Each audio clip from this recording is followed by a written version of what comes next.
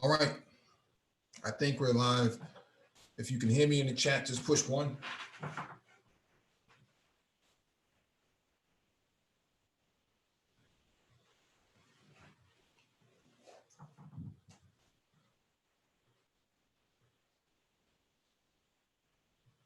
All right, got a confirmation. Thank you for the confirmation. Welcome back to the Black Brain Trust. This is episode 558. Black Economics. Please hit the like button as you come in, share the video if possible, and hit that notification bell so you get all the updates from the Black Brain Trust, including those posted on the community tab. The doc and description need the video for you to follow along with. And if you want to engage in this discussion, there'll be a link in the chat for you to click on. When you click on the link, make sure you raise your hand so that one of us can acknowledge you and advance you to the panel. Just as an FYI, we are not certified financial planners. If you want a certified financial planner, go to cfp.net and look up one in your area. We don't give out financial advice on this channel. Let me grab the link and we can get started.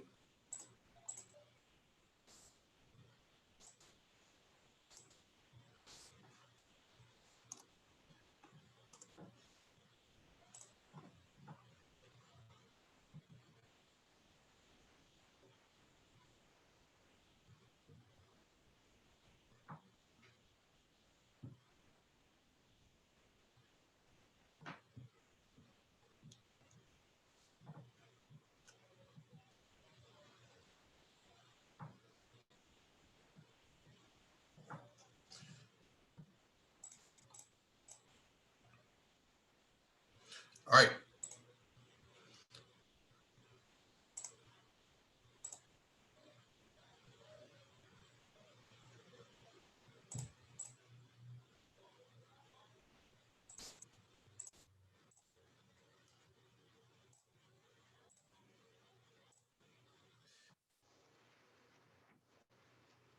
All right, let's get started with the first item on the docket from abc13.com.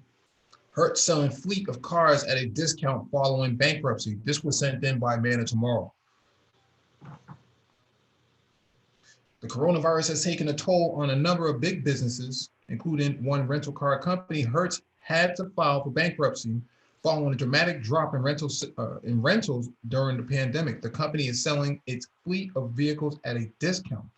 The best buys have been evaluated by IC Cars. If you are looking for a compact four-door, Hertz is selling the Kia Forte for an average price of $10,851, a 12.3% discount below market value. Hertz is also selling luxury vehicles like BMW 7 Series for an average of $42,680, a discount of 13.7%. If you have your sights set on a pickup, the company is selling the Toyota Tundra for an average of $31,383, a 12.6% discount.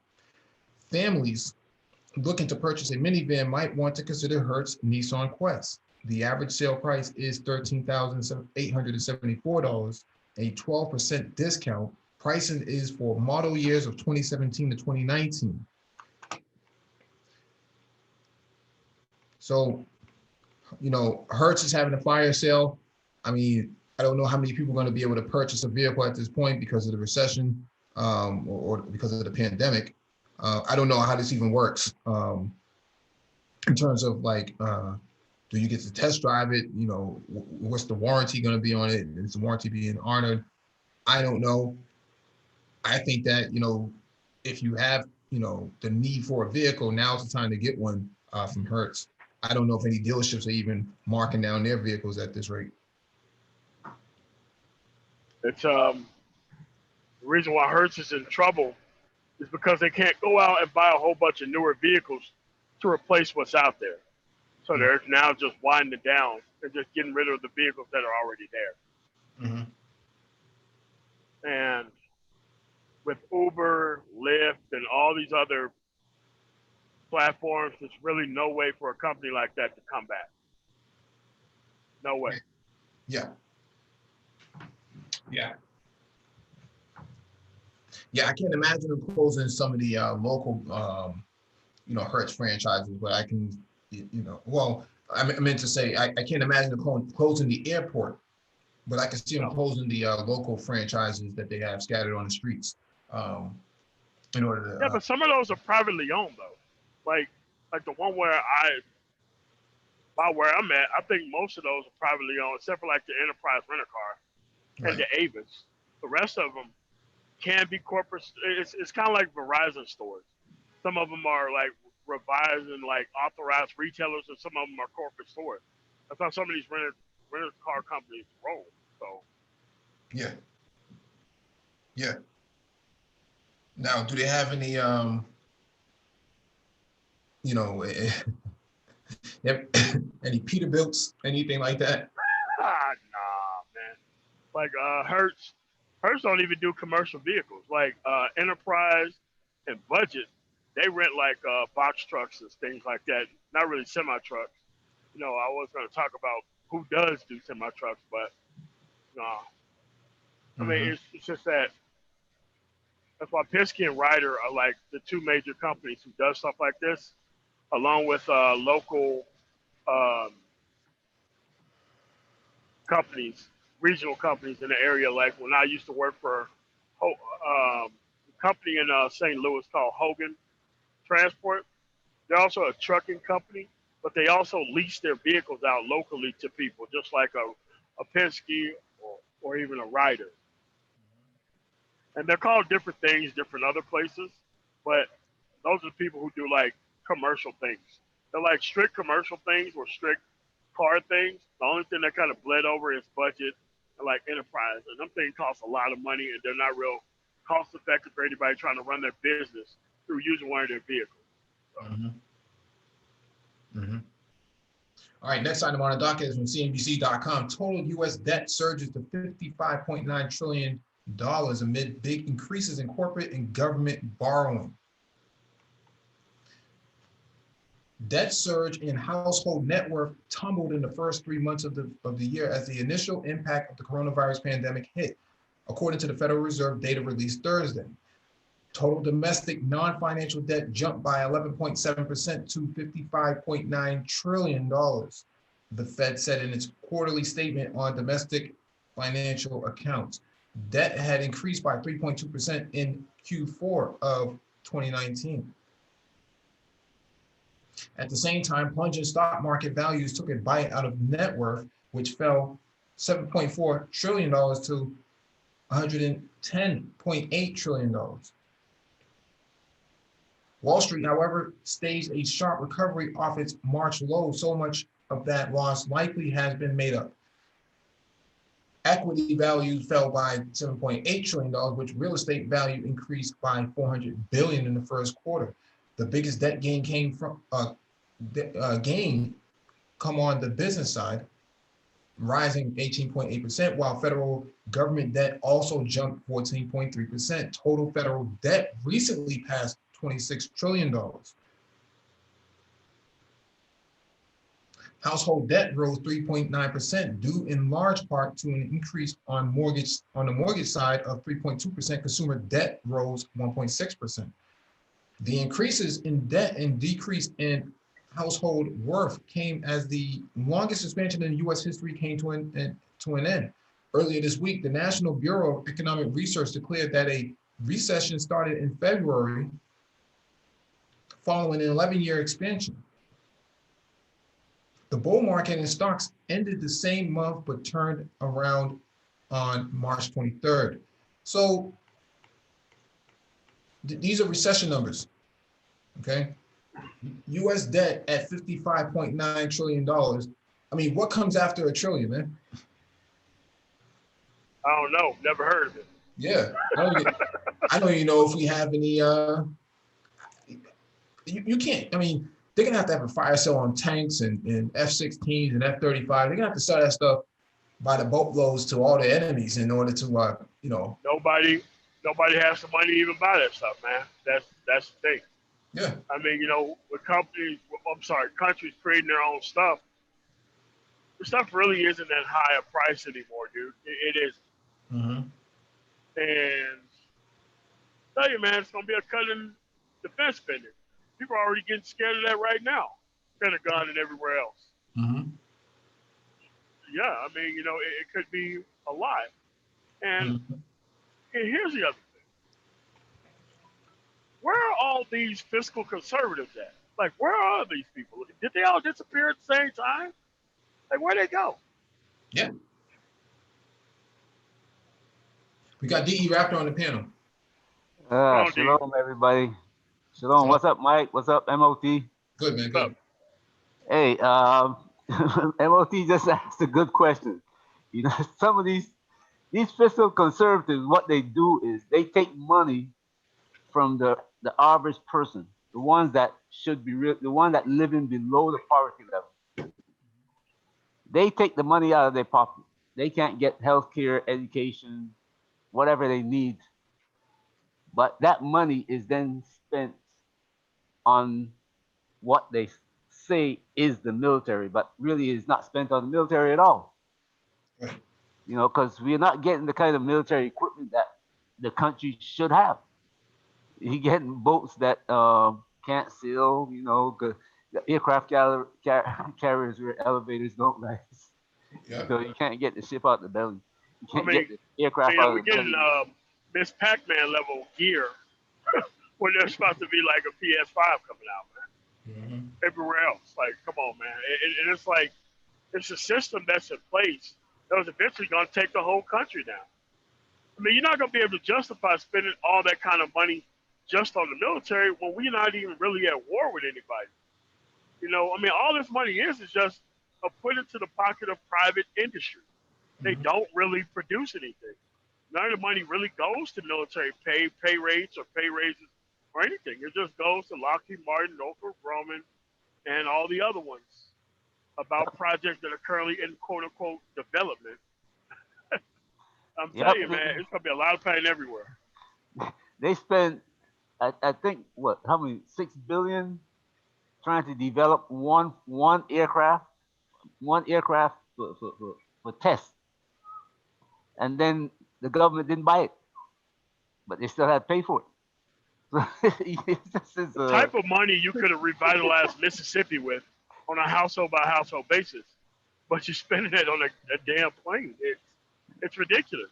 I mean, this virus just showed you that all military equipment is obsolete. All they gotta do is have some of their citizens over here on travel visas drop some of these canisters a couple places, and we're screwed. Like, come on, man. Yeah. Yeah. The pandemic proved that your F-35s are no match for biological warfare. Yep. And the other thing with this debt that we're getting, when the economy really, right now, people are still spending money, but when people don't have money to spend, the price of houses start going down. People are not buying cars and big ticket items. Then you got not just the federal government, but you're gonna have cities, counties, little town municipalities who can't support themselves. So this 59, 60 trillion, 55.9 they call it. Yeah. Well, that doesn't include the black budget. So, And it don't include a whole bunch of stuff. so anyway, well, I shouldn't call that black budget, the red budget, because it's already. But when all this thing start going downhill, and all these people can't pay their debt, guess what? That thing is going to be hitting 70 billion, 70 trillion real quick. It's gonna go over 100, dude. It's inconceivable that it's not there already.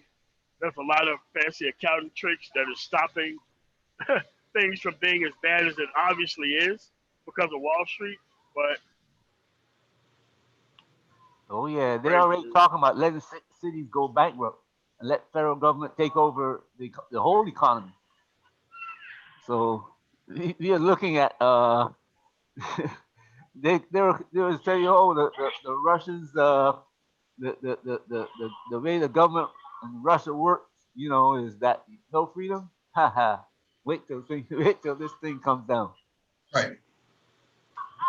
All right. Let me. That's why this guy's not gonna get reelected. No matter what nobody says, nobody wants nobody like this handling what's about to come next, and everybody's scared for the same reason. But go ahead. Yeah, let me jump to this next item on the docket from Yahoo Finance.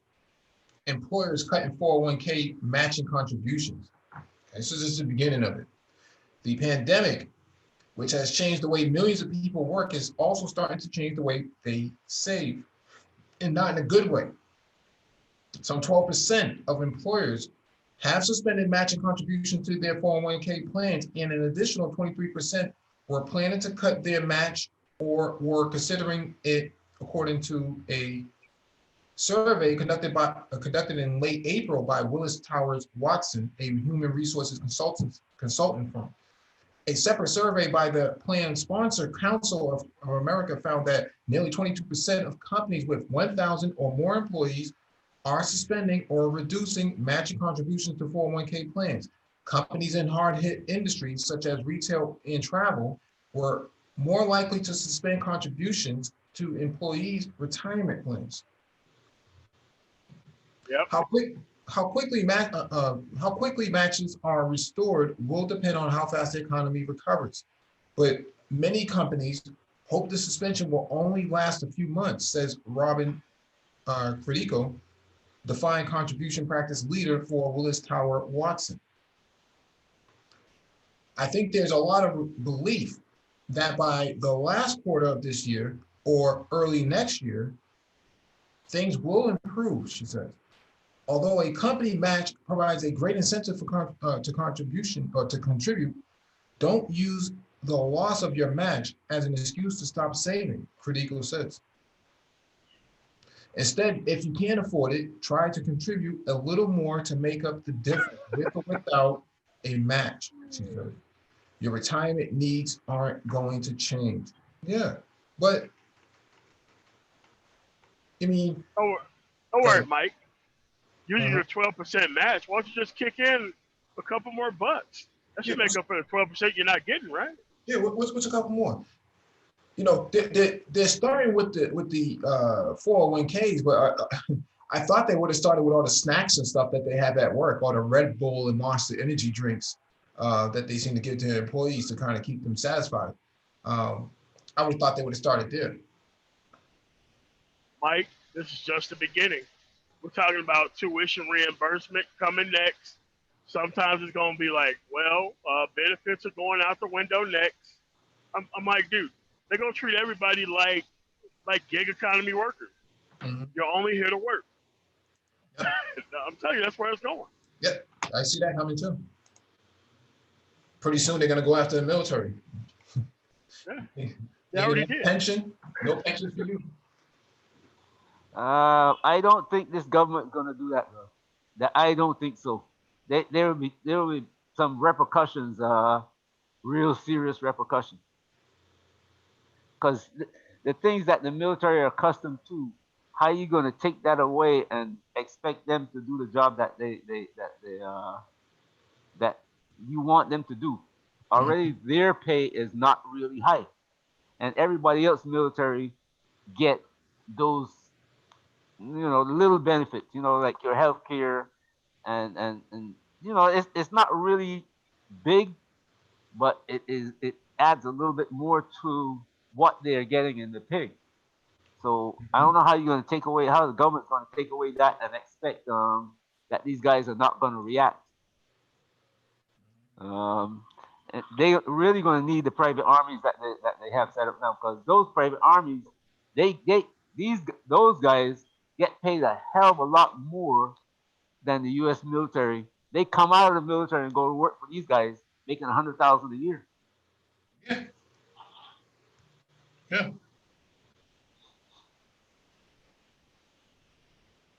So They're probably charging $4 or $5 to even have them out there. So. Yeah. Oh, well, yeah. Well, you know how much money? That's where all that money went missing in that other place. Those crates full of money, $100 billion crates of $100 bills that disappeared. Where do you think they go? Yeah.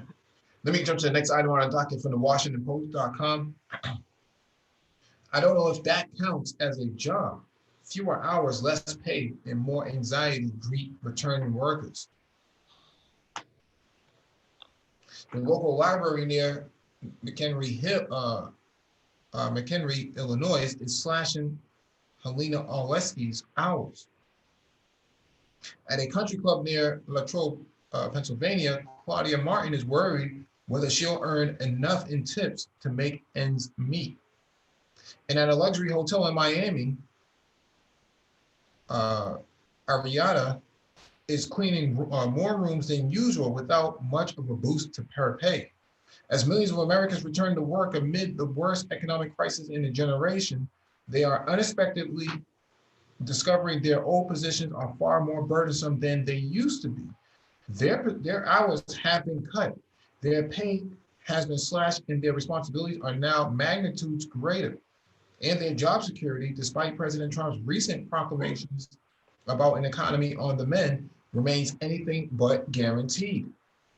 New economic data released Friday has fueled the White House's fresh optimism as the US job loss rate unexpectedly declined, with the official rate at 13.3% in May from 14.7% in April. Over the same period, the country also added more than 2.5 million jobs, the Labor Department said, shocking experts who had expected a worsening in the market as a result of the deadly coronavirus pandemic. But economists contend the federal indicators mask a far grimmer reality at a time when millions of Americans are still facing the prospect of prolonged unemployment. For those who did not, for those who did maintain their old jobs, newly unfavorable conditions have left many workers trading one set of anxieties for another, now fearful for their financial and physical safety. People are coming back to work in jobs that are very different than they were 3 months ago, said Robert Scott, a senior economist at the left-leaning Economic Policy Institute. They are very risky, and there's a lot of uncertainty about what's to come. There's a rocky road ahead and a lot of work on the economy left to be done. While roughly 30 million Americans are receiving unemployment benefits, some are retaking their old jobs as their states start to reopen. Their return to the workplace coincides with improving unemployment figures in a hard-hit sector such as retail and hospitality, said Nick Brunker, the economic research director for the job listing site Indeed, who described the numbers as a sign of a partial bounce back. The data offers early encouraging news suggesting federal programs have had help in preventing even more widespread lasting unemployment, experts say. At the same time, though, Bunker said there was a higher than expected spike in part-time employment, one of a few indicators that suggest there has not been a full return to work for some people. Indeed, also found that the highest rate of job growth has occurred within the lowest wage industries, including some food and beverage stores, raising questions about the extent to which some Americans may be falling behind financially. So I'm not going to read this whole thing, but the thing here is this. A lot of these industries that automated themselves, those jobs are not coming back. You can forget about that. So like MOT was saying earlier, you're basically just a gig worker, no relationship, no 401k, no pension for you, no nothing. You just come here to work and you get the fuck out. How about that?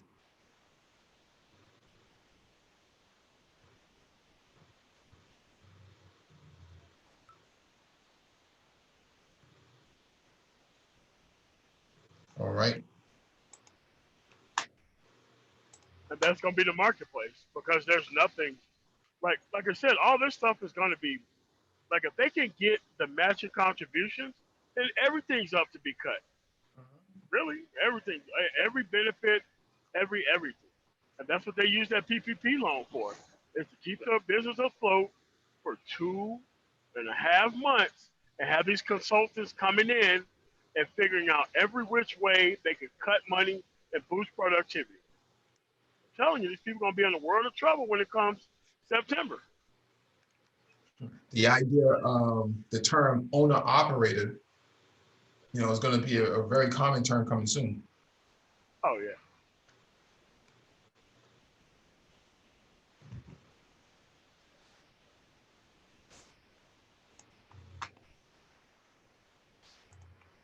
And people wonder why I'm out here. I want to see this stuff unfold. I want to see where all the opportunities are at. Mm-hmm. I want to see them all.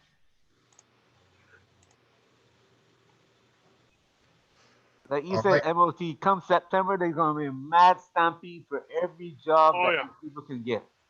I'm telling you, I'm it's gonna telling be you, right? thousands of people applying for menial labor jobs. I'm Yep. telling you. And all the truck driver positions that you see that people are advertising now.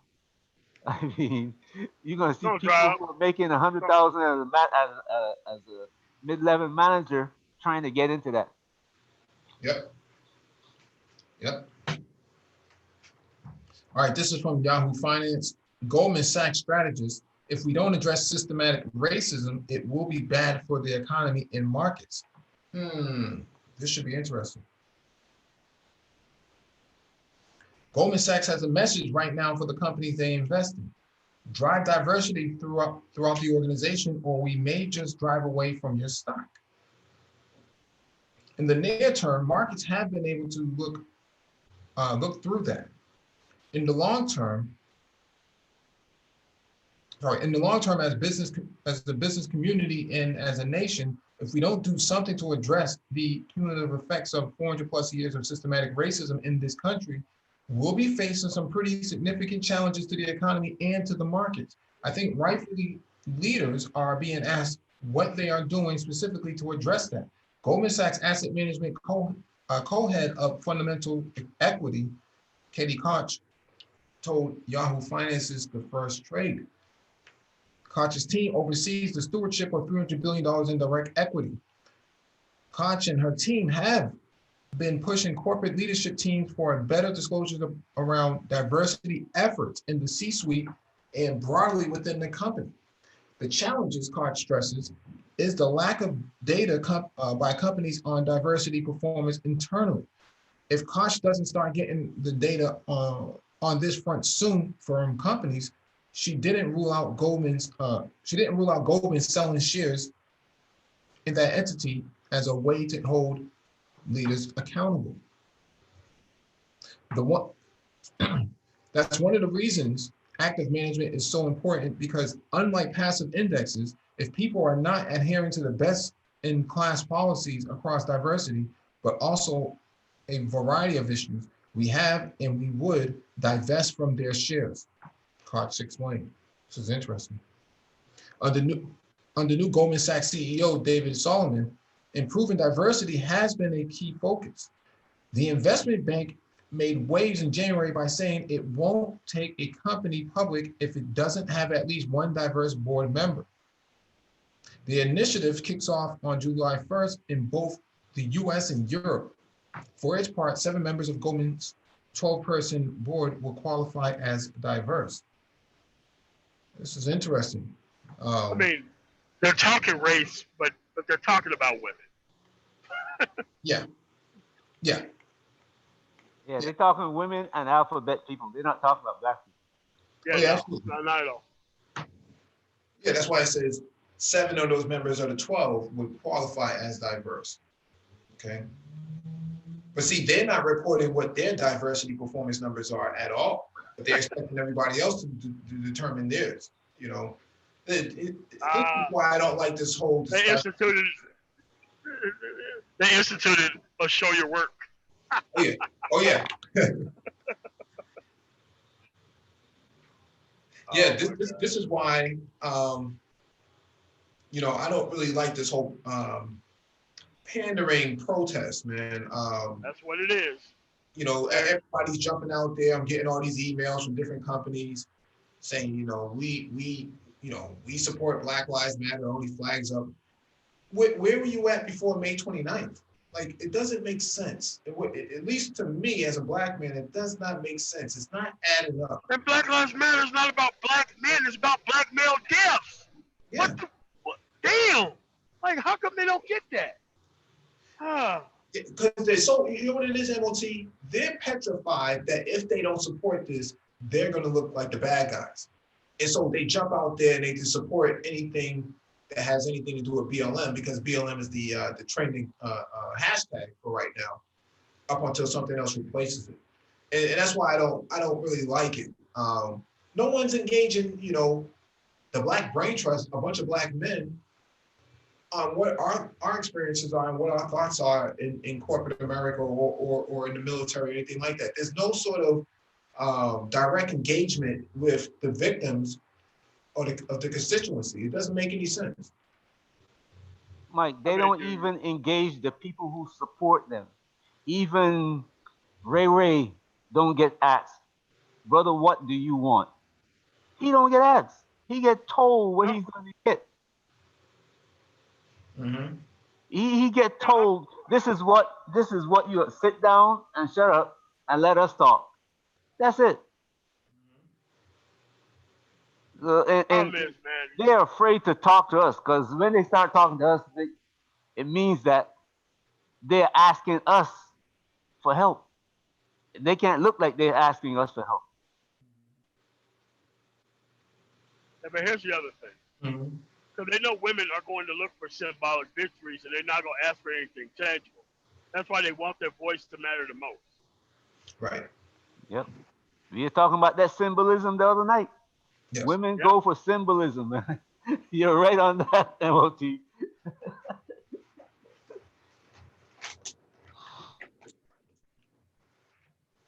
The way we look, you know, my hair looks good, my shoes look good, my substance. What substance do you have?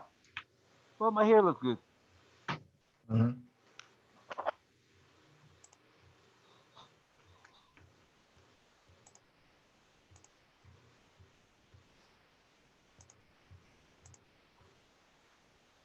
All right, this is from Forbes.com.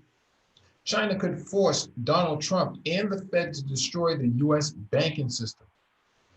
Interesting.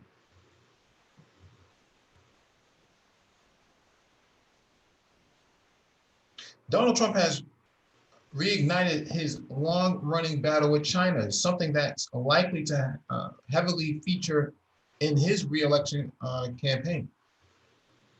Meanwhile, China is poised to launch a digital version of its yuan and could be about to create serious problems for the U.S. banking system, potentially forcing the U.S. to digitalize the dollar to compete.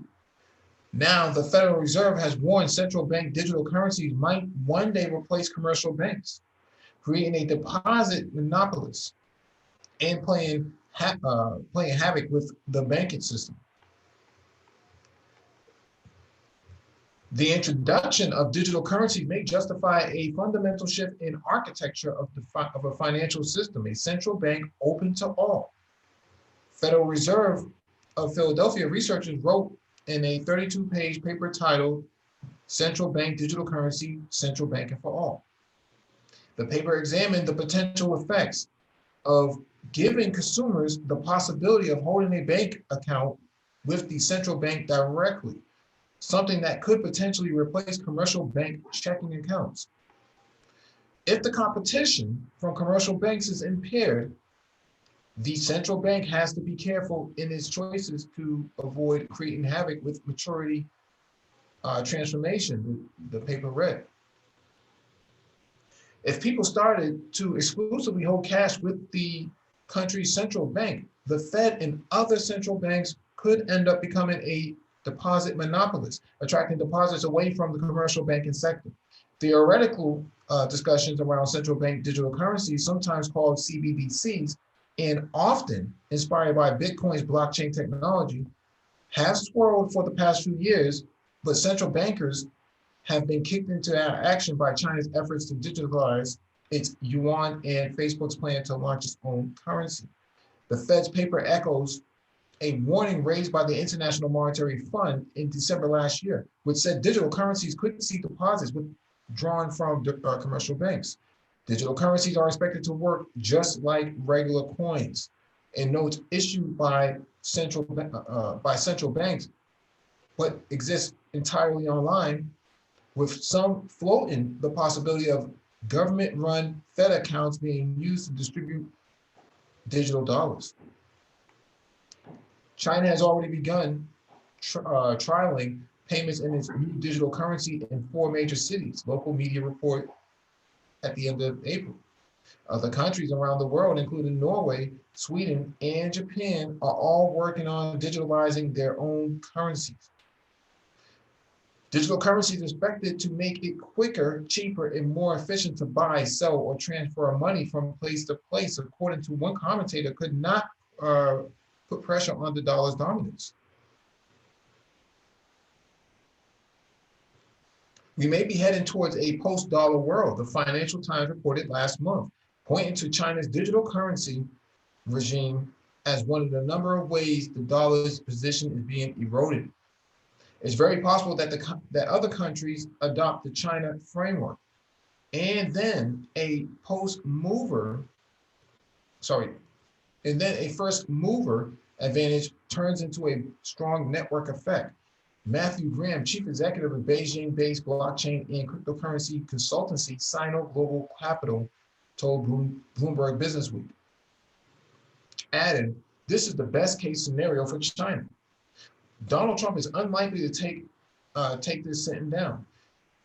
We have only one real currency in USA, and it is stronger than ever, both dependable and reliable," Trump said last year in a Twitter tirade against Facebook's Libra, Bitcoin, and cryptocurrencies. The dollar is by far the most dominant currency anywhere in the world, and it will always stay that way. In order for the dollar to maintain its pole position, China could force Trump and the Fed into a difficult decisions about the future of the financial system. Yeah. I agree, and I think it's a good idea to take it away from private banks. Yeah. Because they stifle a lot of growth thanks to their own private nonsense that they run at these banking institutions. So if they have to follow a federal guideline, which means you follow the guidelines income-wise, you get the money, you build your business. Right. So there really wouldn't be any need for like even an SBA, because they already have federal accounts already, and all you have to do is fill out the paperwork and be done with it, and not even have to go through the banking system to give them money to actually. It's crazy how they get paid extra percentages when the government could just do all this stuff themselves in-house. They don't need private banking. Right. They don't. This could crush Wells Fargo, Bank of America, any of those major institutions that have blessed them. Could also slow the death of black banks as well. So. Yes, it would. Because if there's an equal system across the board, everything is going to be better for everybody across the board. Right now, banks are not really servicing. Even people with high credit limits are still getting into nonsensical loans and stuff like that. Yeah. So if the government is actually loaning the money, and they already know what you make through the IRS, they can make an evaluation based on and have better regulations in place. Like we don't even know how our credit score is even made up. So you have a lot of guidelines, but nobody can say, I have this, I have that, boom, I get this credit score. Like that's not even the case. So a lot of private nonsense. Right, and that's the thing, because Bernie Sanders was talking about taking away, the credit scoring system away from the 3 institutions, TransUnion and Equifax and these companies, and putting it in the hands of the Consumer Watchdog Agency, which is agency. And I never heard of a conservative explanation about why to get rid of the Consumer Finance Protection Agency. I haven't heard the argument for getting rid of something like that either.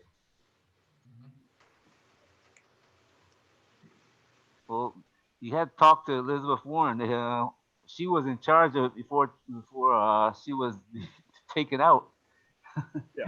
And she was trying to make some moves that give, the average consumer just a little bit more protection. Not much, just a little bit more.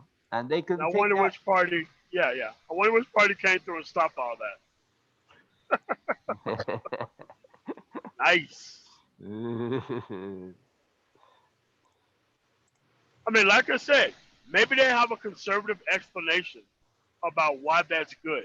I don't know. I just haven't heard it yet. Well, if they allow that to happen, things like what happened in 2006. Well, it didn't just happen in 2006. You know, where they were selling, if you buy a house, you know, a million people could own a cut of that house, and you don't know who really owns it. You Yeah, know, because the house. I mean, you could be some you could be default swaps and all that kind of stuff, man. yeah. Like, come on, dude. I mean, how I can't see how. When I started studying that thing, man, when the information about it finally came out, explaining, you know, because nobody actually knew everything about it. But when the better part of the information came out, I was saying to myself, "Holy mackerel! These guys were just." I mean, you could buy a two And hundred thousand every dollar house. mortgage was like that. Every mortgage was like that they made. Yeah. By the time the bank sold your mortgage 100 times, they created, I mean, $1 billion in money. You're literally trying to find out Man. which head of lettuce the coleslaw came from. Yep. Like, come on, dude. Like, what are y'all doing? And like I said, nobody really went to jail for that. Well, I know one guy that used to come down to Brazil. I don't know. What's the name? Nego might know him too. But he got himself in a bunch of trouble for writing those mortgages, and he was making a Yeah, ton of money, man. I remember yeah. meeting him But did down there. He was talking about it, Countrywide but Home Loans go through yeah, that? Did Bank of yeah, America go through that? Did Wells Fargo go through that? Did Chase yeah, go through that? Nope. The only thing they went after was very small guys, and you didn't even know their name because there would be massive, massive amounts of protest about how come it's not happening to the big boys. So those people got their punishment. I mean, they got cited for it. They really got a slap on the wrist. Because if they served some real time, then, the eyebrows would have raised and they would have went after the big people. Again, if the conservatives can pretty much tell me how come they're not law and order when it came to the actual housing crisis. yep, Yeah. Yeah. So, just asking questions. This is yep. concerned citizen. See, I know a lot of people in New York, black people, and well, what they call themselves Hispanic. They put down $100,000 on a $500,000 house and lost the house. Yeah. I mean, a lot of them. I know guys that work with me who went through that. They were trying to figure out who actually owns the house, and it turns up it's all these different institutions, and they really couldn't work with nobody because you couldn't find out who fully owned the place, and people don't understand how dangerous that was, Yep. especially when there was rubber stamping people's. I'm not gonna call them evictions, but what was that? Defaults on their houses and just getting them up out of there, just selling them to somebody else, going through the same system 3 or 4 times, same house being sold every 9 or 10 months, having a whole bunch of people rack up a whole bunch of debt, and the banks got the bailout, not the people. Ridiculous. Should have let Yep. these banks fail, man. They're doing the same thing right now. The I federal know. government is passing out that $1 billion every day, the overnight loan. Same freaking foolishness. They came in and stole the first stimulus. I'm like, dude, the same thing is happening. What happened in the Bush administration? We're Yep. going through like a savings and loan type scandal right now with this PPP thing. Yep. Like, come on, man. I had a guy told me that happens every 20 years in the U.S. But it isn't 20 years now. It's what, 10 years. Yeah. So it's been cut in half. I mean, because they haven't changed any regulations on the books. And you know what happens when you try to regulate the banks, right? A Oh certain shoot. party comes out and tell you, oh, too much regulation. They can't do business. I mean, screw people over. I mean, do business. So, like I said, I would love the conservative explanation I would love to hear it. But They that's don't want just to talk me. about that, bro. They don't want to talk about that. Let's talk about black on black crime, though. Yep.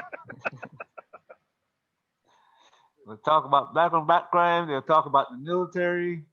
They'll talk about Yeah. too much regulation. They don't want to talk about that stuff.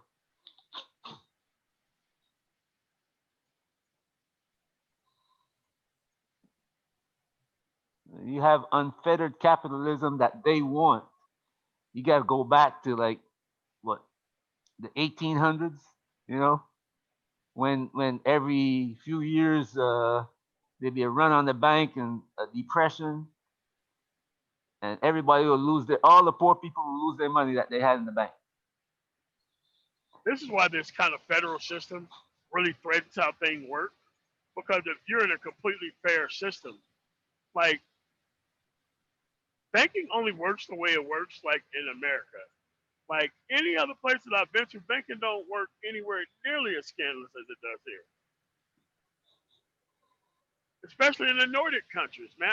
If they look at our banking system like, man, how can anybody be able to get anything done? But that's just the way things work, man.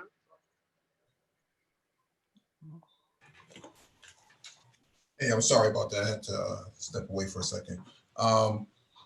Yeah, this is the last item on the docket, man. We're gonna go through this real quick.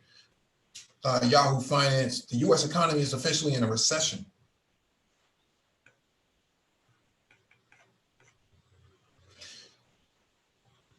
The committee said that it had determined that economic activity had peaked in February, citing sharp drops in employment and personal consumption following that month. The recession declaration ended the 128-month economic expansion that began in June 2009, which eclipsed the 1990s recovery as the longest on record. When the ember declares a peak, it essentially marks the beginning of a period of significant decline. Since the first cases of coronavirus took form in the United States, over 42 million Americans have lost their jobs, turned to unemployment benefits. Stay-at-home measures and business closures have halted economic activity on an unprecedented scale. The NIMBR said official data from the Bureau of Labor Statistics confirmed that the labor market peaked in February on production. GDP figures have yet to be published for the quarter covering the brunt of the pandemic, but the NIBR said monthly readings on real personal consumption measures appeared to confirm that the U.S. consumer, a key driver of the economy, also peaked in February. A recession is generally perceived to be 2 consecutive quarters of negative growth in the U.S. production, measured as real GDP. But the NIBR has other criteria that constitute a recession, which is particularly applicable to the COVID-19 crisis, given the speed of the economic downturn. The committee looks for a significant decline in economic activity across several economic indicators, which covers not just GDP, but factors like real income and employment, as well as retail manufacturing sales. The NIBR declares a trough when economic activity appears to hit a bottom, which is also reported on a lag. So this makes sense. 2 quarters of, advance go. Yeah, 2 quarters of no return. So no production output. You literally have people online and everywhere else touting the actual job numbers. Mm-hmm.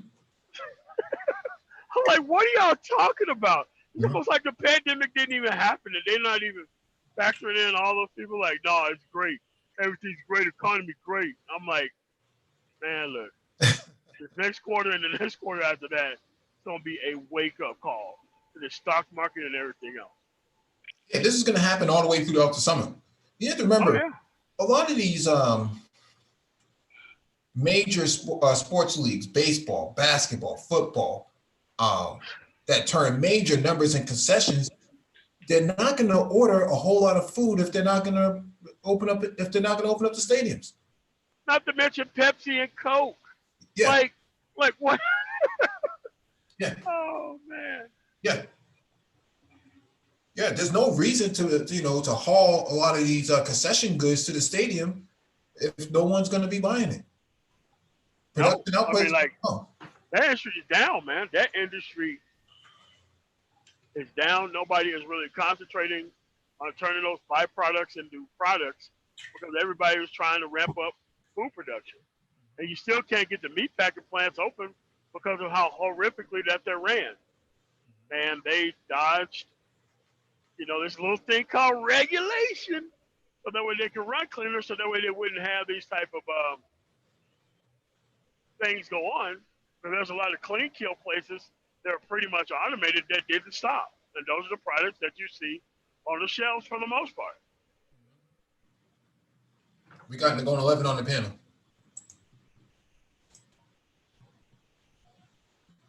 What's up, fellas? How you guys doing?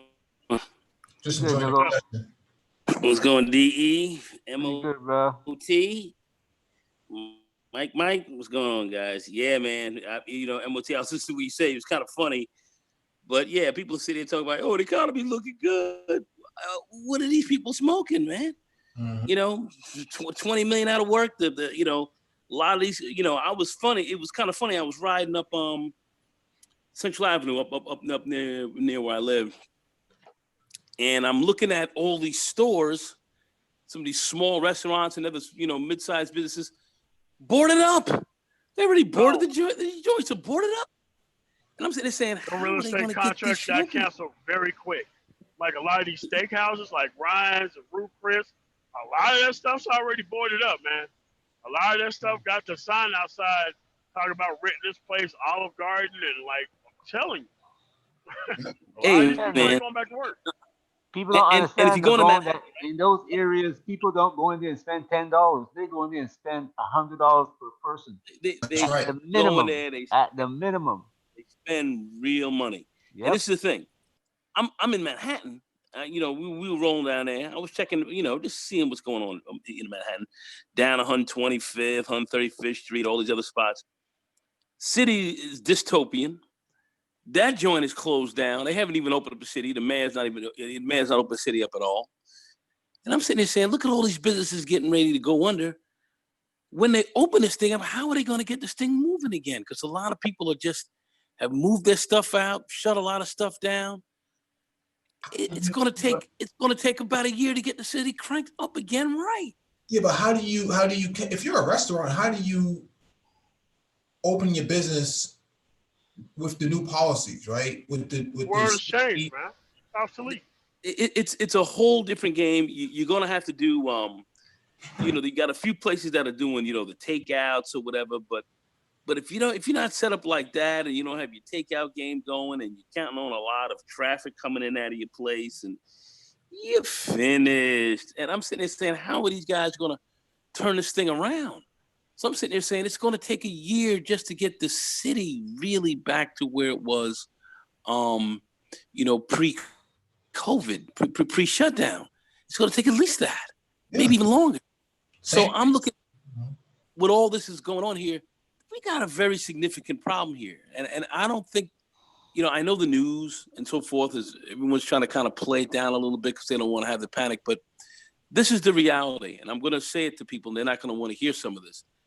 As far as classic capitalism as we know it here in the United States was played, that's kind of failed, man.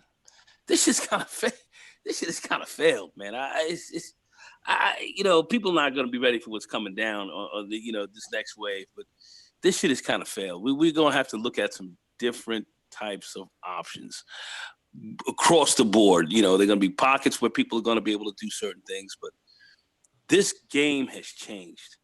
And this capitalism game that we're talking about, the way people want to classically play it, of which I love so much, and many of us do love as well. I think it's summited.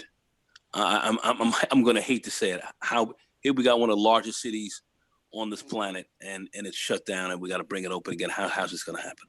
Mm-hmm. Oh boy. Well, the thing is, referring to restaurants, man, the whole entire structure is obsolete now. What are you going to do? Bring in 2 or 3 people, 5 people at a time? It just doesn't make any sense. What about, No. What about, I heard some of these liquor stores, man, they're going to start opening up drive-throughs, man. You want your natural ice, you got to come through that drive-through. Mm-hmm. I'm telling you, it's bad. I'm driving across the country. I'm in Wyoming right now. But there's a lot of these small towns where nothing is really, they don't even have any plans on opening back up. Listening to these city council meetings and Aurora, no plans. A lot of these people have no plan. A lot of them boarding up, moving back to their host country, or trying to figure out what to do. They have no plans on coming back. A lot of these mom and pop Italian places, pizza places like non-chain, no intentions on coming back. Yeah, but MOT, 2.5 million jobs. That's what the report says. 2.5 million jobs have been created. That's why I looked at that report and somebody was trying to tell me about it. I'm like, Yeah. I'm like, dude, I'm going to enjoy shorting the index on this stock market. I'm going to enjoy the money that I'm going to make off of the stupidity. Mm-hmm.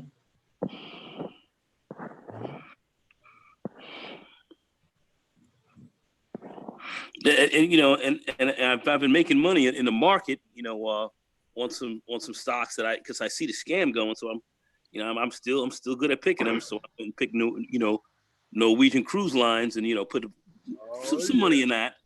And it went from I bought it at 8, it went to 26, and it's backed off, and I got an automatic sell for when it hit 18, when it hit 18. So at least I could have come, more than double my money. So there's still some play there, but you got to have some cash to play in the market a little bit, and that's what's going on. I told Complex about it, but he's playing his own little stock game, so he's doing pretty decent. But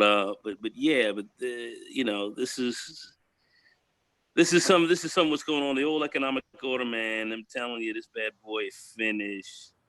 It's finished. I'm sorry, people to tell you, but it's finished.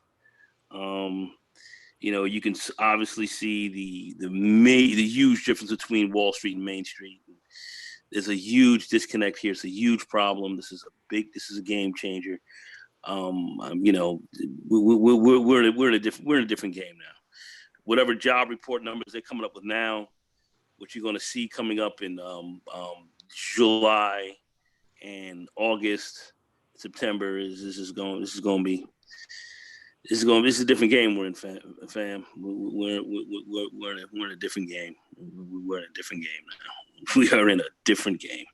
I don't know if Black people really understand what's going on. I think they see, 2.5 million jobs. We're okay. Those are low. Instacart, the company, the food delivery company, they hired 100,000 part-time people. Okay, big whoop-de-doo. Good for the company. But you're telling me that people who work 24 hours a week, 25 hours a week, this is a sign of a recovery. No. Gig economy stuff, man. Yeah. Hourly, no benefits, no paying into Social Security or Medicare. They got to do all the taxes on their own, which means 20 to 35% less than already nothing that they get paid. Like, a lot of people don't understand what's going on, man. They don't understand it. No. I don't know. I love capitalism, but fellas, I don't know, man.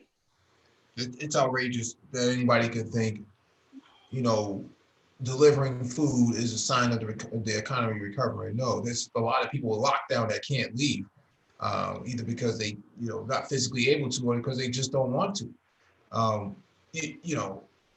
Basketball, NBA, they're talking about virtual games. Nobody in the stadium. play those games that way.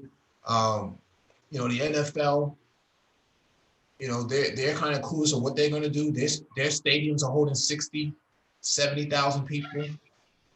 What are you going to do about that? You know, now you're talking about a second wave of second and third wave. They're talking about a third wave. Well, you know, if you just take a look at the pandemic of 1918, you're going to find that this is going to be moving along very much the same lines. And second wave was rough. There was a third wave that hit, but it took them from 1918. The things didn't really recover really till around 21, 22. Then things went okay for a little while, and then 29 hit, and that was a whole nother game. I mean, you know, we're you know, yeah, this is people need to keep their eyes open. We've been talking about this for a while. Everybody says we're doomsayers and this, that, and the third.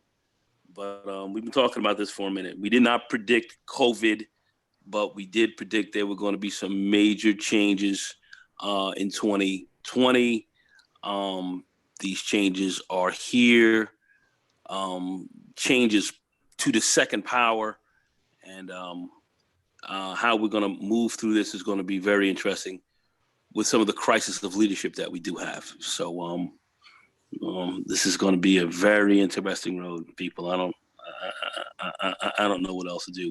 I have people calling me up right now asking me for money, who were working with me before, and I figure out, you know, I don't want to just get all it. It's it's a serious game we're in.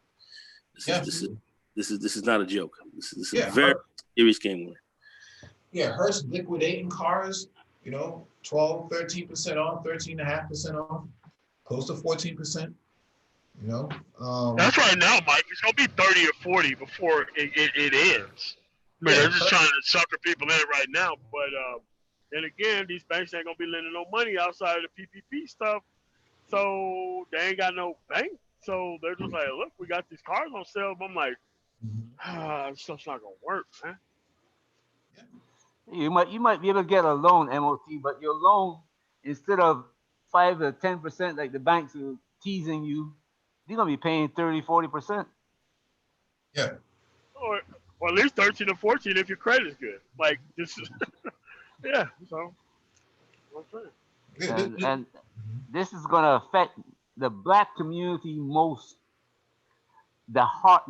harsh, in the most harsh way. Because you know us, we don't want a Corolla. Corolla don't look good on us. You know what I'm saying? We gotta have a 70,000. You know? You can't put 20s on a Corolla. No, you can't do that. You can put 19s on it though. Yeah. Well, but the thing is, you know, they thought that this is just gonna be temporary, just a couple months, man. We right back at it. Yeah, okay. I don't know, man. Like I said, I you know, I'm right next to one of the biggest municipalities on earth, and one of the biggest, not the biggest, but one of the biggest. And you know, Manhattan, it's a ghost town. Plus no tourism. No, how is this thing going to open up overnight? How is this going to open up overnight? Boom, you're going to open this thing back up and it's going to be back cranking again. How is this going to happen? And who wants to be, you know, around other people? This is the thing about corporate office, right? Who wants to be in a corporate meeting room with like 5 or 6 people to a meeting where everybody got masks and gloves on? What's the point of that, man? I mean, you're like normal coughs. People are like diving for cover like a grenade's been thrown in the room, dude. So it's like, damn. Yeah, it's a black man with a cough around in a predominantly white office, man. Oh, get his ass out of here. Get him out of here. We're laying off. And you're the only one that's going to be gone. But look, let me tell you something. When you say that, Mike, when you say a black man with a cough, I don't know how many black people are going to be let back in those offices, because they're already saying, you know what? Black people are the carriers of this thing. They're all dying because of it. Oh, yeah. You know? Even the Chinese are saying black people are the ones who bring this thing to China. Yeah, where the scapegoat? Where the scapegoat? But the thing is, what is the response, right? Black people who live in these sort of, dog pile sort of communities where they're living on top of each other, what is the response? Well, I'll just go out there and I saw a dude walking down the street. I think I was on the phone with Nagone. This dude was walking down the street. He had a mask on his face, but he had the hole cut in the middle of it so he could smoke his cigarette, man. He didn't have to take his mask off. Oh shit. What? Yeah. Shit's crazy, dude. Shit's crazy, fam. Listen, there was no like kind of like an animal pouch or nothing like that. You know how you have like the animal doors have like the little flap you can that's there like these. So he just had a whole hole cut in the middle of the mask, right? It was big enough for the Newport. Oh yeah. That shit is That's crazy. a Newport mask. Mm-hmm. With an upside down check mark. Oh man. This is what we're up against, man. Like I said, we got certain things going on over here. I got my fam rolling. Got my bros with me and shit, man. We doing our thing, man. We kicking it. We hunkering down and all, and we got shit rolling kind of butter laid. But telling you, man, this game is, I'm a pretty upbeat guy, man. But on the whole, I'm not happy with what I'm seeing, and the crisis of leadership that we have here, and the problems that we have. We're gonna have to really. This is a different reset here, man. This is a different reset. And I don't think we've got the proper mindsets at the helm to fuck with this right. I just don't think so. And we're really going to have to do a very serious reset. I'm not going to say anything else about it, but there are going to be some things we're going to have to implement that some people are not going to like. Who are had it coming for decades. Yeah. Oh my gosh. Yeah. But This is going to be some.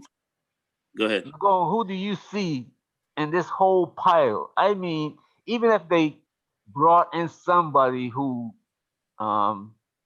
they pushed out because they wanted to get their guy in, who do you see that can make the difficult decisions that got to be made? I don't see that person. I don't see that person on the scene. Because you see, the reality is this, and this is what folks are not going to want to. These corporations are going to have to get taxed at 70%, 80%. They are. That's right. They're going to have to get taxed at that level. You're going to have to even hit some harder, like Microsoft, these other guys. They're going to have to come up with extraordinary capital calls to set this thing right. You are talking about somewhat of a socialist agenda to set this thing straight for about the next 10 years. Of That's which right. people are not prepared. They're not prepared to deal with. All right, I'm talking about Microsoft and Amazon. They're gonna have to come up with a conglomerate number in the next 10 years of 15 to 20 trillion. They're gonna have to come up with that kind of money. We're gonna have to have the big corporations really have to come up with this kind of cash to kick back into the system to set this thing back right again. And after this thing is set right, we're gonna have to have a whole different kind of worker. And healthcare and other kind of benefits setup that's not going to be comfortable for a lot of people who looked at the old system. This is what we're going to take to save to get capitalism back at a level, not even at the level where it is now, but get it back to where maybe some people might feel a little bit comfortable with it. This is the kind of moves that are going to have to be made. I know folks are not prepared for this. I know it. I know that it is. The super wealthy, they're going to have to come up. They're going to have to be taxed at a 70, 80% level. This is what we're going to have to do to really set this thing right, not just for this year, but for the next, I would say for close to the next decade. This is what's going to have to happen. I know people are not prepared for this. I know it. And it's going to have to be a whole new reset in our healthcare, our benefits game. There's going to have to be a whole new set for that. Okay, to keep these extraordinary rising costs down to where we don't go over the edge. These are things we're going to have to really look at while we're looking at improving productivity at the same time. There's some very hardcore moves that are going to have to be made that folks are not prepared for. A lot of people don't want to hear that here. I understand it, But this is actually where we are at. I know most people don't want that bill has come due. Yeah, we have a lot of people who are buying product in American dollars and so forth, but a lot of them are not going to be very healthy economically as well. How are you going to reset this thing? We got to bring all the jobs back, and it's going to be very uncomfortable for a lot of those corporations. And MOT, am I wrong? You're not. You're not wrong. I mean, so answering your question, DE, that person is not on the scene right now that I can see. I don't see. Hell, if I was in there, I try. I do it. They shoot my ass in about 3 years. Oh yeah. They're not gonna allow it. Fuck out of here. They shoot me. You see my head come apart like Kennedy's. But at the end of the day, this is what would have to be done, and it ain't gonna happen, man. It ain't gonna fucking happen. It ain't gonna happen. But that's what we're gonna need. I know people don't want to hear it. I'm sorry. I know it. I know they don't. I know a lot of economists. I mean, it's gonna be extraordinary, and they're gonna have to be fines and consequences for these corporations if they don't kick in. Like, you're not gonna be able to go on TV and say that tax cuts create jobs. You're not gonna do that. You're gonna go to jail for actual fucking perjury, man. yeah, something. I mean, if we're looking to commit tax fraud, I mean, it's not a crime, but they need to come up with it. And people say, "Oh, MOT, you don't want them saying they want to punish." Yes, I want you significantly punished for the dumb shit that you say that ain't got no type of factual basis behind it. That hurts other people. I do. Absolutely. Well, what you're talking about is stripping out the tax laws that we have today. Stripping out the laws for medical. I mean, oh shoot, you got overhauling the whole legal system, because that's what these people have done.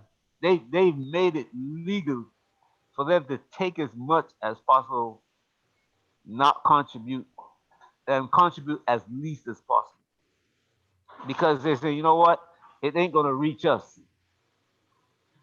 Yeah, you okay. know? Not yet. Okay. Yeah, it's gonna be bad. You're gonna have these poor dumbasses go out here defending large-scale corporations, and you're gonna have to start locking them up. Start locking them up. Well, the law. This is a country that goes by constitutional law. You know, they say, you know what? Well, I shouldn't say constitutional law, corporate law. They made it so that corporate law rules everything. Yeah, corporate malfeasance. You got these judges on the court of some party who do nothing but vote in favor of corporations, and they've always have done it. It should be illegal to vote towards corporations. You have to remove their personhood status if you want any of this stuff to change. And with the makeup of the Supreme Court, that's never going to happen. So you got to start purging the Supreme Court or something. And yes, it's because of what you believe. I'm sorry. What you believe is very dangerous for progress. Yeah. Yeah, everybody, like Nicole was saying, anybody who's pushing back against socialism now will have to deal with it for the next 10 years. You don't have any choice. You're looking at really over the precipice of a total systemic collapse. Yeah. And we collapse. That means the Western world's financial system collapses. This is where we are. This is where we are right now. They're playing it off. They're not saying it. I understand. But this is where we are.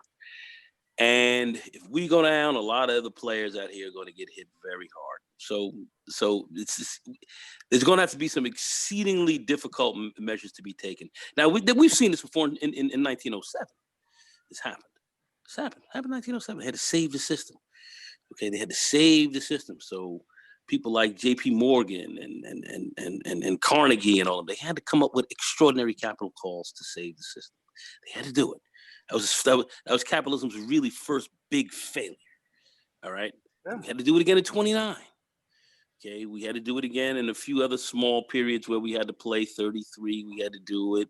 We had to come back and and do it again. And really, we had a decent run after the Second World War, and then we had a big collapse in '87. We had to do that, which was the beginning of the total series of events that we've been dealing with ever since. Exactly. And this is where we are. This is where we are. I know people. I understand this far too well. Most people do. I hear that, but this is what we're gonna have to do. And I know a lot who's of gonna be begging for it. Here. Rural America's gonna be begging for it more than anybody else, and they ain't gonna be able to. There ain't shit you're gonna be able to do. When those people from rural America are going to start asking for socialism, it's gonna be a delicious bit of irony. Well, look. Well, look at the average white rural American. He's living just above the poverty line. He's barely making it now. Lifespan is going down, man. They're damn near 20 years. Yeah. I mean, suicide levels high. I mean, the effery going down is insane. Oh, yeah. Crime up, all this kind of stuff. I looked at some pictures of the South the other day. It looked like a bomb went off there, man. Yeah, it does. And that's before the pandemic. Mm-hmm. Yeah. Now it's just a lack of upkeep everywhere. So. Yeah, if you just like do a Google Maps search of some places in the South, it's like, what? It's a third world country down here. You have West Virginia, which is essentially a third world country. You have some decent pockets, but you're looking at some counties that have at 150, 200,000 people in there that are down to 16, 17,000 people. Lifespans at the white people, lifespans now at the age of 58 years of age. Okay, Walmart's and them have left off. People are their shopping centers are the roadside vendors where you got to go over there and shop on the roadside and stuff like this. The place is denuded of people, of business. Essentially fundamental welfare states that are going. This is going on right now. What the fuck you think is getting ready to come down? What's getting? Oh shit! Listen, man, this is not a game. This is not funny. This is not anything to laugh at. If you have money, you best well invested. I mean, I don't want to get into my own thing, but there are people out here that if you help to put to work, they're calling on you now to help to keep them going because they're busted out and they're waiting to see if they can get another stimulus. Can you help me survive the next stimulus check coming through? These are things that are going on right this very second. This is not good, man. Some people haven't even got their first stimulus check. Yeah. This is not good. The government's going to have to start cutting checks after a while. Yeah, we can still print up some money because we've got a lot of foreigners who buy in dollars, so the dollar is still rocking and rolling for a bit. So we can do this for a while, but at the end of the day, man, we ain't gonna be able to do this, as they say, forever. And the only thing we have to do is just have another big serious wave and keep things rolling like it is. And this thing is getting ready to go straight into the fucking Hershey. We're gonna be rolling down the Hershey Highway very, very shortly. Bye. And a lot of us are just gonna have to really sit down here and really take a very serious look as to how we're gonna survive. That's where a lot of us are going to be. How are we going to survive? And the next reset is gonna involve everybody, all races, all groups of people, and it's never gonna go back to the way this shit currently is. It's for the better for everybody. It's already hitting. That's part of the angst you see of these young white people out here going ham out here all over the country. Oh yeah. This is just not over. This brother getting lit the fuck up. There's a lot of angst about that. And these young millennials and these Z's and all that, they see some of this shit, man. They know their serfs. They're trying to get up out of this. And they're trying to salvage and make something good for their future. And this is the fucking jump off. This is the jump off right here. So that's that's it. We don't preach gloom and doom over here. We talk hardcore reality, and what we were talking about last year and earlier this year is here faster than we thought, and it's going to be a little bit rougher than we may have even said. Go ahead, Mike. No, I was going to say that Dollar Will just mentioned something in the chat. He said stock market lost about 3 weeks of gains in 2 days. In 2 days, man. In 2 days. And so what does that mean? The big money boys who's sitting there putting a lot of money in and running their stocks up, they see, man, there's not a whole lot of other money coming in here. Interest rates are getting ready to fucking even. They're gonna try to drop them more to see if but they can't go anywhere with the rates. No, they can't go anywhere. They can't do anything with them. So they're gonna have to raise. They're gonna have to raise rates on what they have. They're gonna have to do that. The government right now, a lot of that extra money is gonna have to come and subsidize the banks. That's what they're gonna have to do first, whether they tell you that or not. That's what they're gonna do. Right? To keep the market up. This shit is it's not a pretty game. And I'm just saying we have to be very strategic in our thinking for many of us, and then a lot of other just a lot of us are really gonna have to really just just pray that we can get some decent leadership in here and start to reset this thing a little earlier than some may like. Biden, fuck him. He ain't gonna get it done. The orange one in his prison right now that he's calling the presidency, he's finished. He's weighing over his head. He is fundamentally incompetent. He is incompetent in where he is. All right. Who else is getting ready to come walking up here? I have no idea. But it's got to be somebody radical. And damn it, somebody who's willing to get damn killed to do this. Go ahead. You remember what they did in the 70s? Well, MOT and Mike wasn't around then, but the last time you see this kind of social upheaval was between 60 and 70. And the young Caucasian people were getting involved just like they're getting involved now. Oh, yeah. They were the ones, they were saying, you know what? Martin Luther King is right. You have to have social change. Like I said. And these people went to war against them. I mean, yeah. Ohio State, I don't know if you guys ever read about Ohio State, but they went to war against the young Caucasian people. Sending the just like this guy picked up and sending the National Guard all over the country. That's what they did. Well, I would say, just to put it on a more positive side here from the Brain Trust perspective, information technology is certainly going to be playing a big role in a lot of this reset.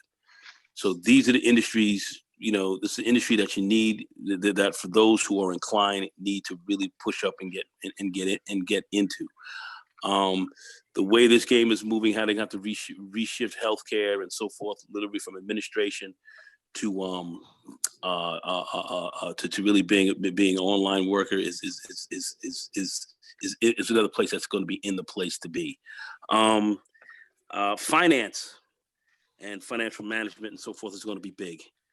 That's going to be big because you're going to need some thinkers out here as well. So those who are really smart and bright there are going to be in. But all of these kind of areas we're talking about, you're going to need training. You're going to need some fairly sharp individuals. So there's going to be room for a lot of people. I would also say that goods are still going to have to be moved around the country in a big way. So I'm going to, one of my favorite blue collar ones, you're going to have to be involved in trucking and in transportation. That's not going anywhere. Okay, that's going to be big. There's some industries that are still going to be out here, rocking and rolling. So they're going to be opportunities in chaos. So we want to focus on a lot of that. So those who are certainly focused in some of these areas are going to do well. But those who have not put any focus together yet, and those who are not thinking, start to look into these areas, because I do believe you'll be getting subsidies for going to school and so forth like this. So I think people should be thinking. But if you're really looking for careers, I think that's what we should be talking to. I'm talking primarily more to young folks. A lot of the retraining and stuff like that we should be dealing with older adults. They're just not pushing that a lot. A lot of us don't know where it is, but certainly if you're going to retrain, we should be looking to retrain to get into those areas as well. This is an excellent opportunity to get rid of the pay for education system. Now it's an excellent opportunity to push that. I think so. That's a great point. I definitely, yeah, you did on that shit. How do you get the young black man, say between age of say 17 to 35 to rethink? You know what? I'm living in the south side of Chicago. I got to move out of south side of Chicago to a place where I can, start my life over, move into a position where I can go to school, get either start my own business, and if I don't have the capital or the knowledge to start my own business, the knowledge to do it, or get tutored by somebody, go to work for somebody, learn that, and then open my own business. The How do you government's going to have to calculate? heavily incentivize this, man. The government's going to be going in there and getting these people out of there and putting them in these programs. Yep. How you gonna move They them? have These are people who believe that their life is over. The only thing I can do is shoot my other black man if he say something or look at me the oddest yeah. way. You know what I'm saying? I mean, That's like, my life now. DE. For a nation's survival, you'd be shocked who they would turn to. I mean, we turn to the Nazis knowing what they did. So trust me, they would turn to these black youth in a heartbeat if they know that they could be able to run the country off of them. Yeah. Yeah. Yeah. Yeah, and the bigger picture here is that, like MOT was saying, getting rid of student loans, And that's why they're talking about the systematic racism type of thing, because those things are going to be affecting whites. And if you're going to have a system in place that's going to economically deflate people, that hurts their pockets eventually by having this stuff in place. They got to remove some of these things. Yep, that's one of the things they're worried about, that deflation. Yeah, Well, they are. they're gonna have to set up some new stuff that's gonna have to move a little bit differently, and debt jubilees and these kind of things that that people were talking about before, rather laconically. I think you're gonna have to reset. These things are gonna have to really they're gonna have to come into place. We're gonna have to start doing these types of things as well. I would run a platform based off of getting rid of all student debt in the United States. Period. That's created a lot of problems. So I am so in favor of that. It's not even funny. But these institutions have gotten so used to sucking on all that titty milk, that they were getting. That you're going to be getting a lot of pushback on that. But I believe that's going to have to happen. And we're going to have to sit back and maybe start to regulate prices as far as education is concerned. Price regulations there and so forth. We're gonna have to do some. We're gonna have to do some real. We're gonna have to do some live shit. That it's gonna be hard, man. It's gonna be hard. Live shit to get this thing set right. It's good. This shit's gonna have to get exceedingly live. Oh yeah. Change some of this stuff around, and that's the problem. That's the problem because you've got the old. You can't afford to breed ignorance anymore. You can't afford to breed ignorance. You can't, and then. You got the old anti-Rooseveltian New Dealer types who went against all this, the DuPonts and the Rockefellers and all these guys. I mean, out of that ilk, who survived over this period and have turned this stuff around. That now they're gonna have to get back to some of that, and these guys are they're not about. Corporate America's gonna got to ante up, man. That's the whole thing. They're not about that. They're not about that, and this is the problem. And the only way that you can get back to this, the government has to make them to do it, and that's where this real issue is. You got to put the metaphorical gun to their head, and know when to pull the trigger, and that's the problem. Man, this shit is no game. You got to make them feel that they're not only their fortune but their lives are in danger if they don't do it. And that's the only way they're going to do it. That's the way they did it after the last, what they call the last depression, when Roosevelt came in and said, look, you got to give these people, this is what you got to do to save this country right now. Social Security, this, you got to give that, you got to give up that, you got to give up that, you got to give up that, and we'll give you a little bit. We're going to give you the war machine. You'll make your money back, in this war. but this is what you're gonna have to give up for it. Yep. We got Dollar Will on the panel. Oh, no, well. What's happening? What's happening, everybody? Mr. Wall Street, what's up, bro? Dollar Will, what's up, baby? What's happening? What's happening? What's Yeah, going on, man? Go ahead, man. Break it down, fam. Break it down. I can't really do that just yet because, like I said, I'm still trying to put it together to come up with something this weekend on my show, on my channel to break it down. But yeah, it's ugly. This, as you know, anytime you lose, we lost about 3 weeks worth of gains in 2 days. When you see like anything more than 2% more or more down or up, that's unusual. When you start talking 5% or more, like that, that's historic. Okay, you can count on one hand the number of like 5% days we've had in history. So when you got that kind of thing going on, this isn't like a lot of individuals making individual decisions about selling. I mean, this is like the whales who've had long positions for a long period of time. And it's a whole lot of computers, a whole lot of technical analysis programmed into computers that when prices reach certain levels, when volume reaches certain levels, they just sell. And this is a lot of program selling going on right here that makes this much money exit the market in 2 days. You got the media giving you all that hopeism, okay, we're in a new run up, and then in a 2-day period you see this consensus in the financial markets which contradicts totally what you've been hearing in financial media. That's why I'm a technical purist. I mean, I do not have the television on at all. I just watch the price of what's moving and some volume on occasion, or where the volume is going, where the price is going. That's it. Because if you sit there and listen to the news, you'll be confused if you're watching the prices because they don't add up. So I would say if you're new to technical analysis, this market is not for you. You're gonna get hurt out here.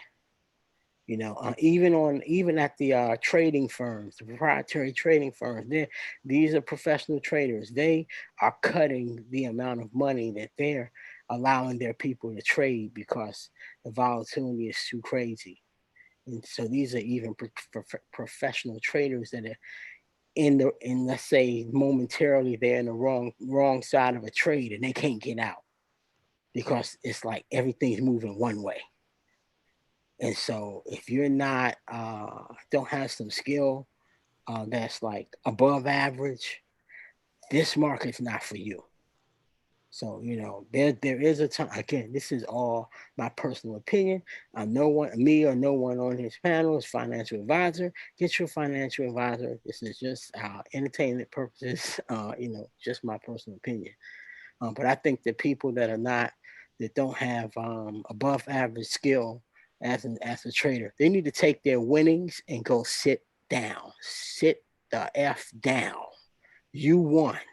If you got away with money in the greatest bull market in history and you're out of the market, you're the smartest person around.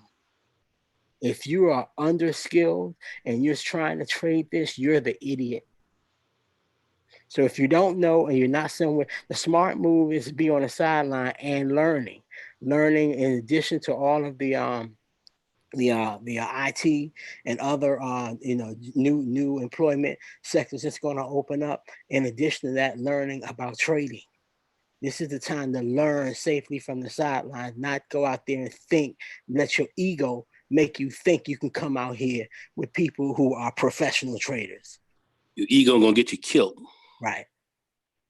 Ego gonna get you fucking smoked like a Philly blunt. So I mean, but there's so many even some of it's so difficult right now. So a lot of the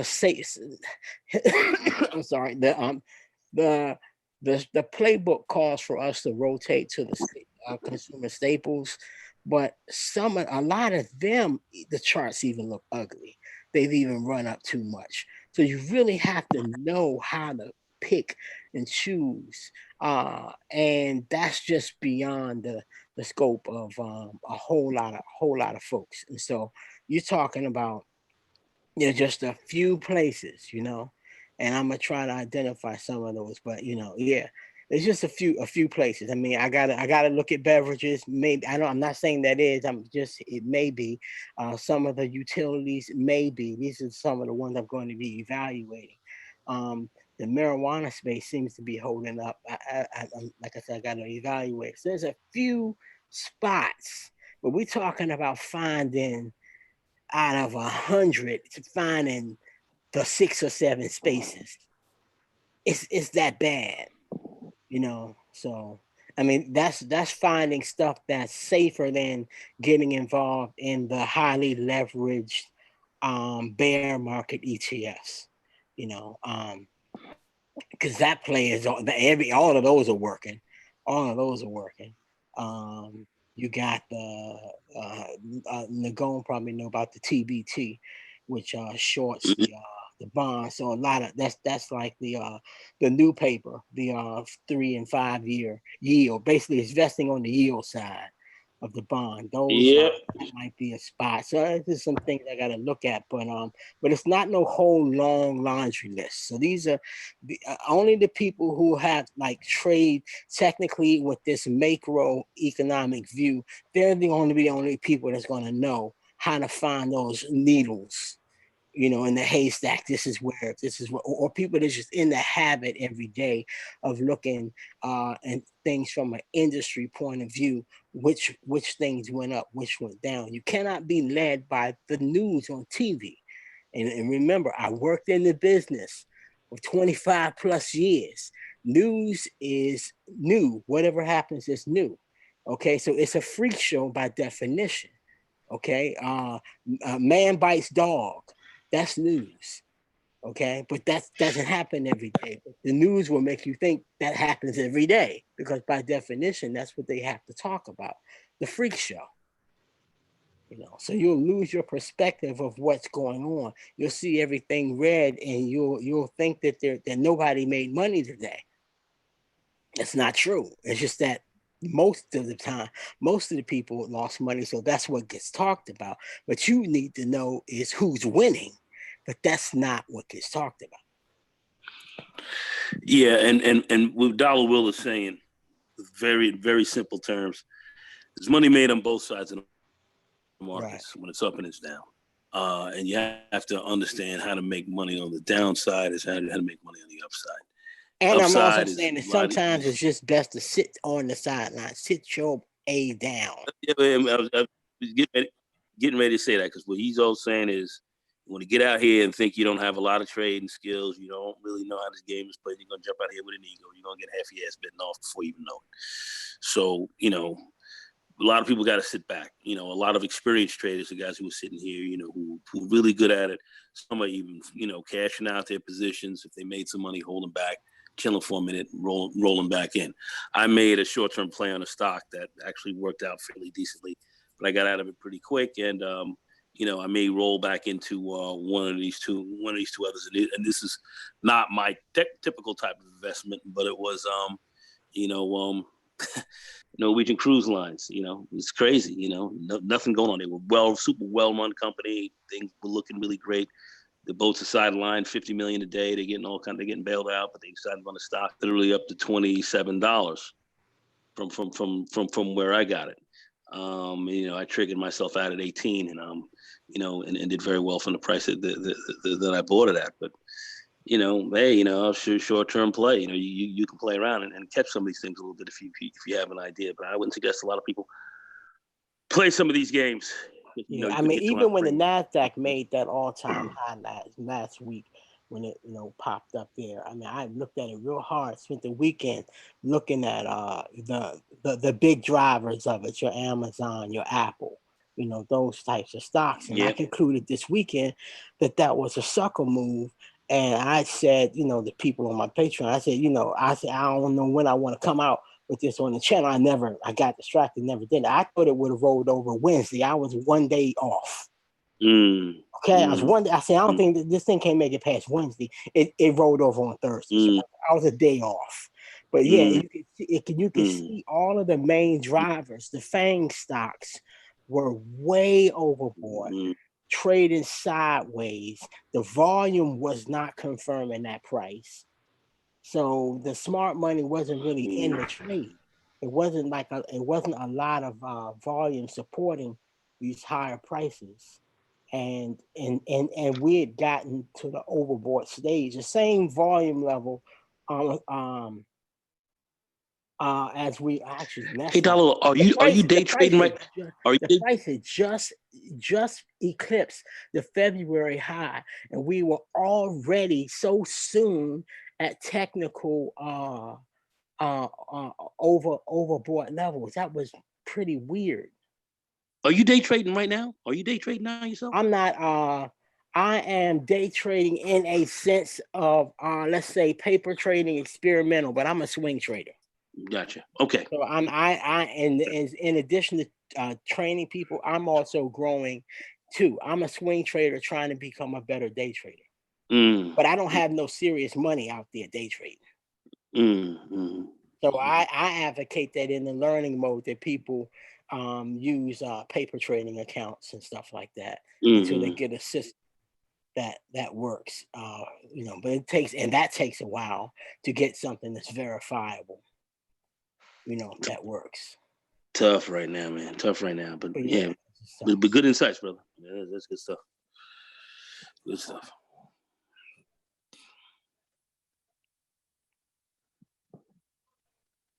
Mike.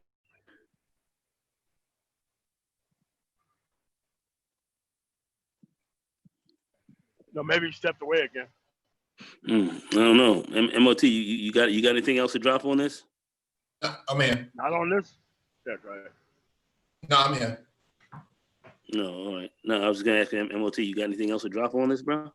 No, that's it, man. Yeah, I mean, the number one space that went down was the NASDAQ. Yeah. Yep. I mean, I love NASDAQ. Just like the NYSE, but NASDAQ got a lot of play, but they're getting hit. So I mean, the price. It's just, if you stop and think about it, it's not rational. Okay, we got a declining economy.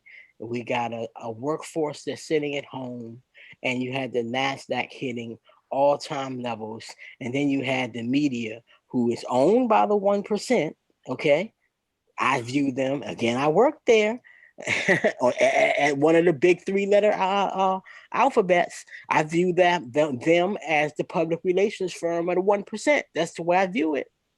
Well, when you have these guys, because what drives up the market are people constantly, buying, not selling, but buying a lot more stock, reinvesting, buying, reinvesting, buying. That's how you run the stock up. Buy, reinvest, reinvest, reinvest, reinvest. So some profit comes in, you put it right back into the market. So these guys running the market up. They're running it. They're running it, and then when they start pulling out, you start seeing things come down. But if you have broad market participation, even if they run it up as you described, I agree. When they pull it out, the way the game is supposed to work, it's supposed to be a lot of people who are so optimistic that they buy on the dip. And when people don't buy on the dip, that's when you get that big decline like we had the last 2 days. It's just not there. And people are smarter today. They're smarter. People are a little brighter as to how the game is played now. They're brighter. They've been through it. They've been through this thing. 87, 2008. Here we are again. People are smarter. People know what's going on now. A lot of history. I'll set my opinion aside on whether we're smart or not, but I'll say one thing is not beyond debate. With the computers everywhere and everybody on a computer, things move much faster. Prices move much faster, both directions, up and down. Yeah. So you don't have a large window to make a decision. Yeah. I would agree. When I say smarter, not so much that people are that so much more intelligent, but they kind of know how things are moving. When they start seeing the internet game, the institutions start to sell, they start to roll right with them. They know what's going on. See what the institutions are doing. Watch them closely, especially if you know who they are. And you watch the big funds and everything else like that making their moves. Then all of a sudden you're gonna start to roll right with that, and that's that's where you are. And another thing that's different about say on 87 or even closer 2007 2009 is the proliferation of ETFs. ETFs are most of the volume. And so by definition, they're a basket of stocks. So when you sell an ETF, say a tech ETF or whatever, you selling 30 different companies or more, you know? And so when a lot of people go online and just start hitting the buy or sell button for ETF, that creates a tsunami of purchases. And that volatility works both ways. That we didn't have, we always had, or essentially always had mutual funds, but mutual funds were traded at the 4 p.m. close. Okay, ETFs are traded intraday. And so that's why James Cramer on CNBC called them weapons of mass destruction. He hates ETFs, especially the leverage ones. Yeah. I love them. That's where I live. I live in ETF land. Yeah. I mean, but you know, you have a lot of people saying, "Oh, this market's a racket." Everything else like that's a racket. Yeah, I do believe that is. You know, I certainly understand. But being that as it may, you know, we see what's kind of going on, and we're going to see a lot more volatility. So, for those who want to get in and play this, really get a good understanding of what you're doing, because I think just like the first decline, keep in mind we fell on February the 20th. We hit the bottom around March 19th. That was almost exactly 30 days. I think keep it in mind. You know, markets have a tendency to like repeat and rhyme, you know, or repeat or rhyme. At 30 days, we could be where we're going for this leg. Now this thing is moving. When we made that first decline, I was like, I've never seen anything move this fast. So nobody's prepared for this. If you're not like, again, a technical trader where these price movements and these levels mean something to you, you have no idea what's going on. You know, you have no compass at all. And then just the rate that we were reaching these technical levels, it's scary in one sense because they had no experience. Nothing in history prepared them to understand the impact of what's going on. Now, on the positive side, we're not going to be tortured. You're going to just wake up one day and you're going to get a big punch in the face that, you know, your retirement account has been decimated, but we're on the upswing now. So it's going to be a good news, bad news, you know, a punch in the face, the kiss on the cheek, you know, all at one time. You said there ain't going to be no torture. Then next thing you know, they're going to, you know, a quick, you know, kiss on the cheek and then a quick knife to the back of the skull. And then that'll be it. Yeah, right. Nobody, we've never seen anything like this. Yeah, well, I mean, we've seen something like it, but nothing exactly like this. That's for sure. But something like it. I tell you what, we kind of know how this story might end, don't we? Yeah, I mean, you know, I'm it's going to be painful, but in the end, this is where you get bargains. But you know, these folks coming out, it was laughable when people were coming out 30 days, 2 weeks later, talking about, you know, this is a good time to buy. It's about, look, these declines, if you look through history, you're talking 18 to 24 months, not 30 days. Yeah, that's classically how you know? Yeah. So you're going to have cycles in this where it may run up for a couple of weeks, a month or whatever, and then continue down. But the whole trend, that takes, you know, months. Like we're talking, you know, like I said, historically, a year and a half to 24 months. However, because of computers and ETFs, we may get there faster. Yeah. So that part psychologically, I think is good. It's going to be more painful, but which would you rather have it? Would you, you know, you want the knife or the gun? Well, I think for me, looking at how I see this game going, I think I'm going to want them both simultaneously. looking at how I'm seeing things. But I need it, man. I mean, it was these parking lots, man. So Did I mention beverages? That's another. Okay. That's when I want to ask you guys a question though. the spirits, the beer, guns and ammo. These are other things to look at. Yeah. You guys been talking about how the big boys run. But what about the poor guy who works at McDonald's, or he might be making between $15 and $20 an hour? Is he And poor he's in the based on market. money or poor based on knowledge? If he's rich in knowledge and no money, he'll be just fine. Yeah, but he got his money in the 401k. If he has knowledge about how to trade, this is Christmas for him. And across the country, most you people have no idea how to trade.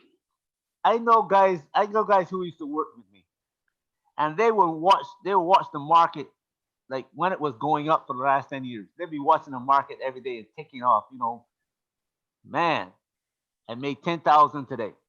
I made 20,000, and these are people who over a span of 20 years be working in this airline business, and they've got $750,000, $1 million in a 401k.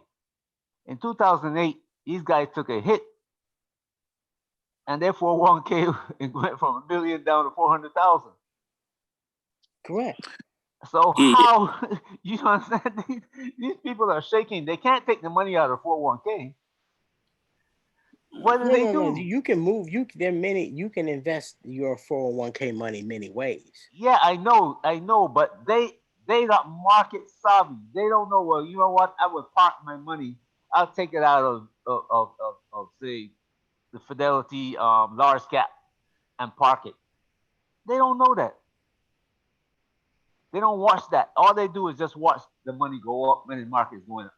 Right, because there is an imbalance in the way that people. One, we have just a financial literacy problem. This ain't a black issue. This is an American issue. Okay. Two, the people that a good portion of the people that do profess to quote know have incomplete knowledge themselves. If they do not know to have a decent understanding of technical analysis, then they're not much better off than the person who knows nothing, because they're getting ready to lose that money.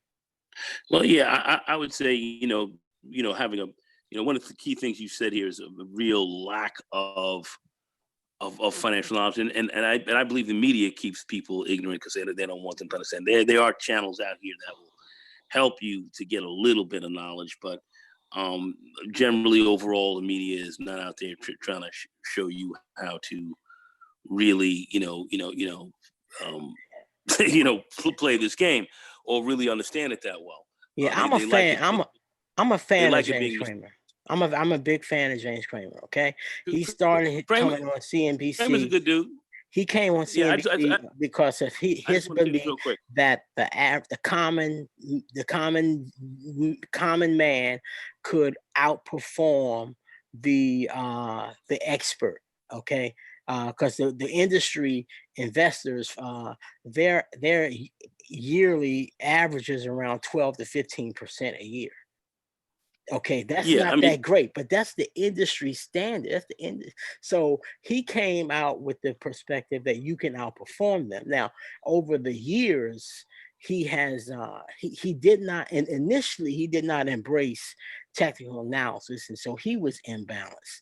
And then he got creamed for it, and that decline from 2007 to 2009. He's since come around, and he's learned. And every Tuesday he talks technicals, and he's become a pretty good chartist himself. So he has a pretty balanced perspective. He'll give you information about rotating your money to sectors that are rising.